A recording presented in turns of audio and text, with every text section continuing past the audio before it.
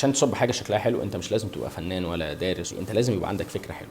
هوريك دلوقتي فكره جميله سهله وبسيطه وفيها خدعه كبيره جدا للعين.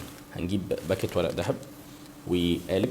طبعا انا اخترت قالب فيه ورد وحاجات زي كده لان انا عايز القالب بتاعي المنقرش عشان ده هيفيدني جامد جدا مع ورق الذهب. القالب ده فيه تفاصيل كتيره قوي واحنا محتاجين نظهر التفاصيل دي.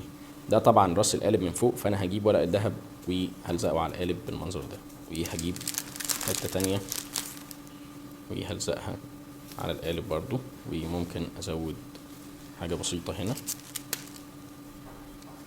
كده. انا حطيت كل كميه ورق الذهب اللي انا اتخيل ان هي هتطلع حلوه ان شاء الله. بعد كده اعدل القالب وبعد كده اصب صبه الكونكريت بتاعتي. طبعا بحط الميه الاول وبعديها الكونكريت بالترتيبه ديت كده.